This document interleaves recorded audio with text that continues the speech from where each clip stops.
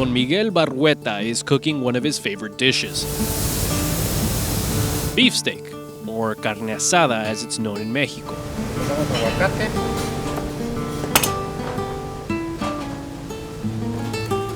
Don Miguel came to the United States in search of a dream. All immigrants come here with the goal of making a better life for ourselves and our families by working hard and trying to better ourselves. He picked up jobs installing and removing carpet, trying to provide for his family, when he came up with an idea. In Mexico, I used to work in restaurants, and just to bring in some extra income, I began selling tacos outside of our house. But in 2007, in the wake of the recession, Don Miguel and his family found themselves in a tough position. The first couple of months were difficult because there weren't really any customers. There were weekends where we didn't sell anything and I would tell him, this is not working out.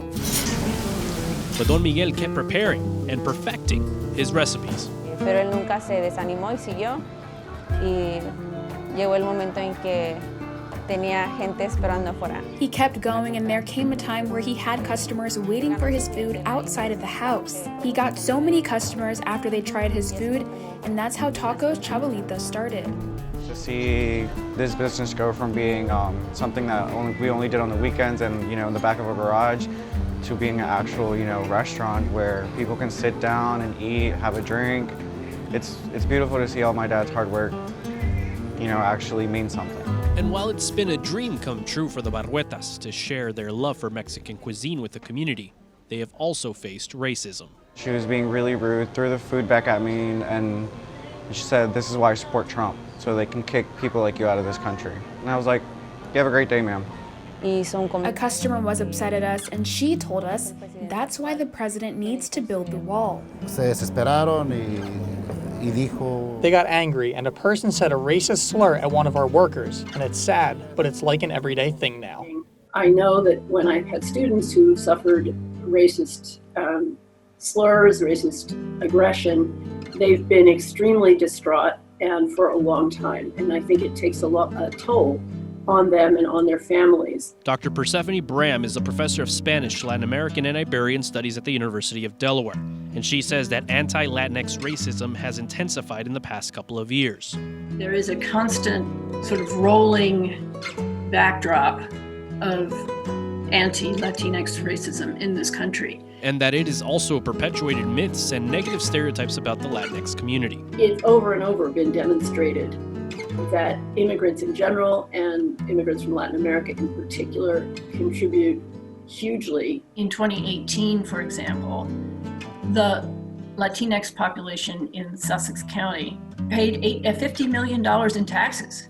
And overwhelmingly, they give more than they take, much more than they take. Dr. Bram also adds that Latinx immigrants bring so much more than their cultures and cuisine to this country. If they were to disappear, our food supply chain would be severely impacted. According to the U.S. Census, Latinos make up 85% of all farm workers in this country and 53% of all food service employees. And according to the Center for Economic and Policy Research, nearly half of meatpacking workers across the country are Latino. Dr. Bram also says you cannot divorce the products of immigrant labor from them as human beings. If you're eating Chinese food and dehumanizing the Chinese wait staff at the same time, I think that is unethical. And we can't take just a part of a person or a particular talent of a person and separate it from their whole personhood. And while it has been difficult for the Barruetas to navigate these experiences with racism, they continue to persevere, despite the obstacles that come their way. We treat people with respect and humility, and we are proving that we work hard to earn what we have, and that we are not the negative stereotypes that they might think. We're hard workers and that we're never going to give up. And as long as you have your mind set on something and you work hard, you'll achieve it. And with Don Miguel getting older, his kids are looking forward to giving their dad a bit of a rest after all the countless hours, days, and years of hard work. ¿Me das 2 tacos de asada y uno de pollo, por favor? Quiero seguir su legado. Nunca estuvo en mis planes. I want to continue his legacy. It was never in my plans, but because it's a family-run restaurant and given all he has sacrificed, it motivates me to keep it going. Sí, estoy muy orgulloso de ello. It's beautiful to see that the restaurant will be busy and we're all working as a team, and my dad's sitting right there in the corner of the bar with a beer in hand and just, finally getting to sit back. All those years he would, be the one cooking the food, be the one preparing everything. Finally he gets to sit back and enjoy los frutos de su labor, the fruits of his labor. And that tight familial bond.